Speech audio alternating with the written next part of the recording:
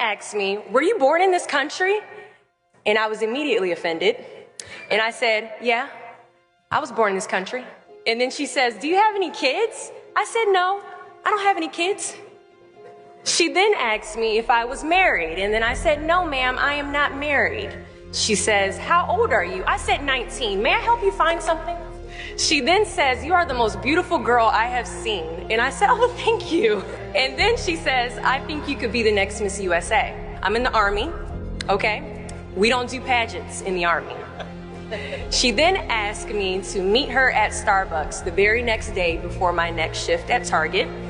And apparently I was a pretty open-minded 19-year-old because I actually agreed to meet her the very next day. The next day she brought this foot-tall stack of pageant books and proceeds to convince me to enter into a state pageant. So 3 months later, I compete in my first pageant and I lose. I go back the second year, compete in the state pageant. I lose. Go back the third year, compete in the state pageant and lose. Go back the fourth year, compete in the same pageant and lose. I go back the fifth year, y'all. Compete in the state pageant and lose. But guess what? I go back the sixth year. Guess what happens? I lose. I called her on the phone and said, you told me I could be the next Miss USA. And she says, Deshauna, keep working, don't quit, keep going back. And in June of 2015, she passes away from leukemia. 6 months later, in December 2015, I win Miss District of Columbia, USA. And 6 months after that, in June of 2016, I become the first soldier to win Miss USA. At times, our purpose drops in our laps as if the heavens threw it by accident. I ask only one thing of you all today after you leave this building.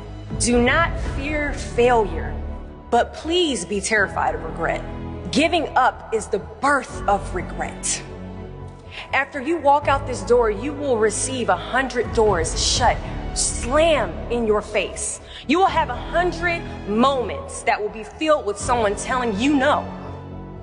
Or telling you, thank you for your application, but we regret to inform you that we've chosen a different candidate for this job. You will sit in 100 different interviews and you will not get the job.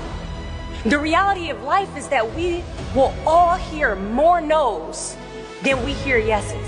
And we will fail a lot, and I mean a whole lot. But what I ask of you today is to not take no for an answer. Don't be afraid of no's. Be afraid of the possibility of a yes that you have prematurely destroyed because you decided to quit before the clock strikes 12.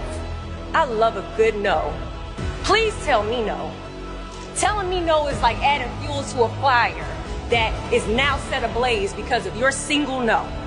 So today I challenge you to fight, to work, to not stop here, to believe so heavily in your aspirations that you too will not fear the word no, but instead you will choose to welcome it.